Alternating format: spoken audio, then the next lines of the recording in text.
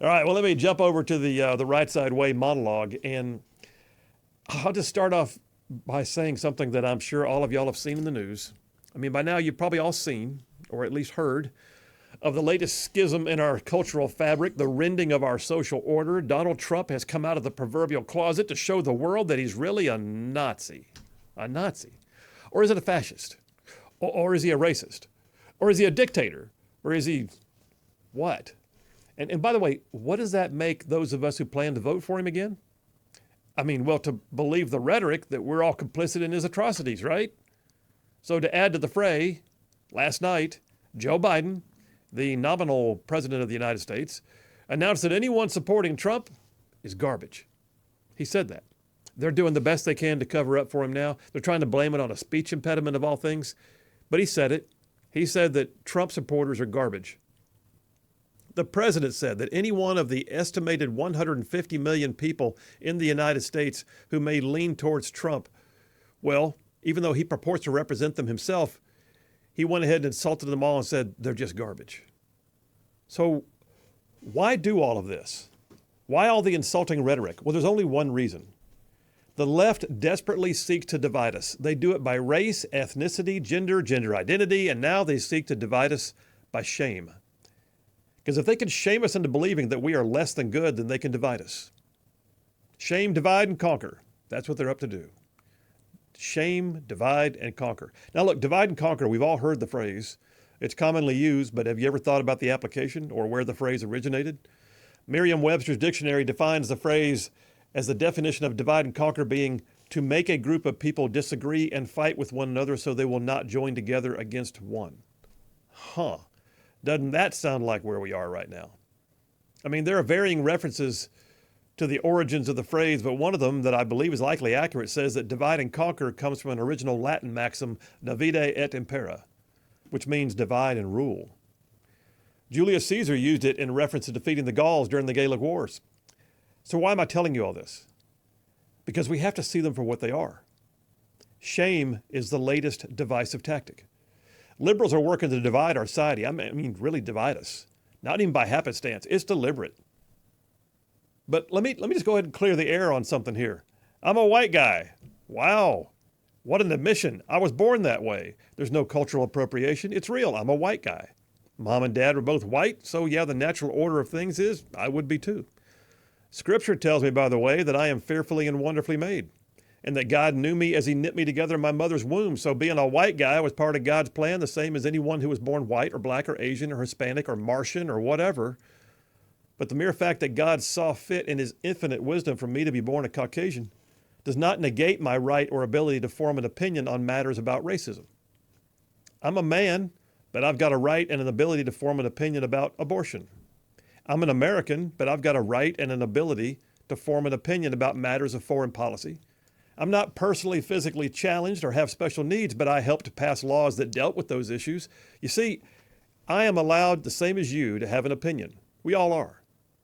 But liberals want us first to be shamed for not meeting some kind of physical metric, and then they use belief systems as a shaming tool.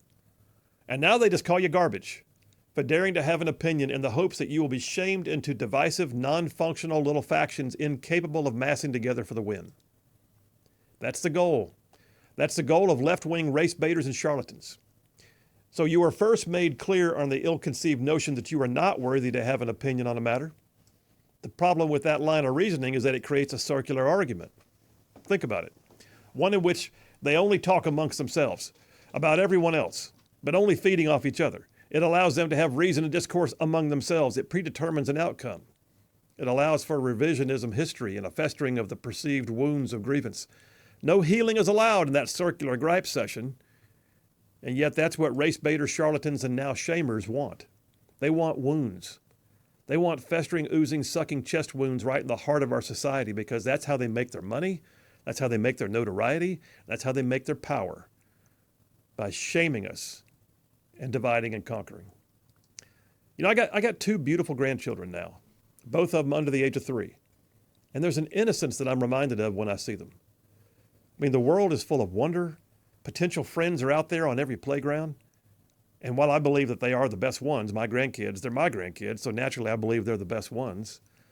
They are also not so unique in their perspectives of the world. I mean, despite what all the race baiters, the charlatans, and the shamers would have us to believe, children like my grandkids and all the rest, they're not born with racist extremist tendencies. They're not born as an oppressor or an oppressed by virtue of their skin color. They just aren't. To say any different defies logic and reason.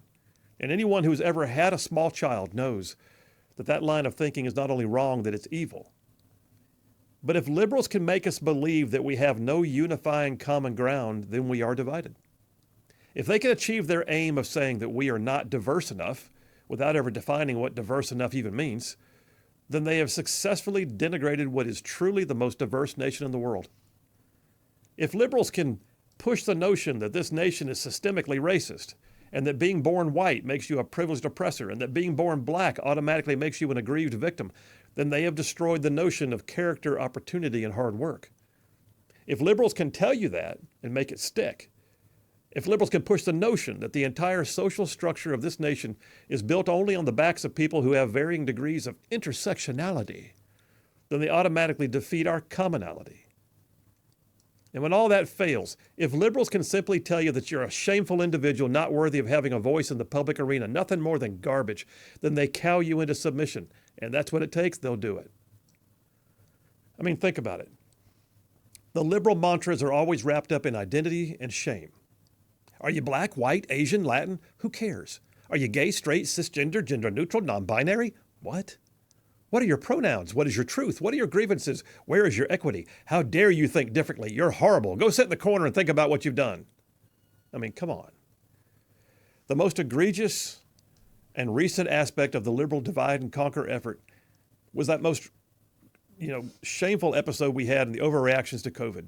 COVID was awful. I'm not trying to say it didn't happen and people did die. I understand that.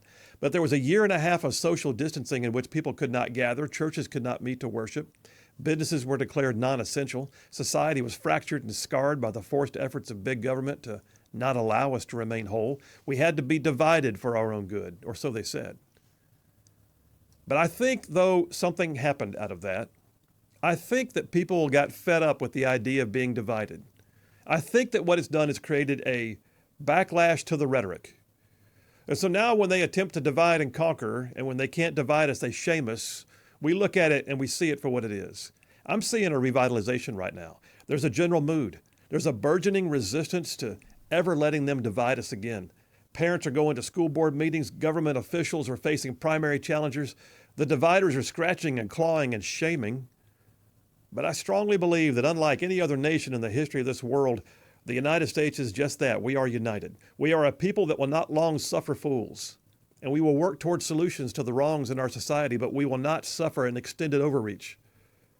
I'm telling you, divide and conquer is their plan, but they shall not breach our lines. And when they can't divide, they will shame. We are one voice, though, and they cannot shame us into silence. And that's a wrap for the Rightside Way.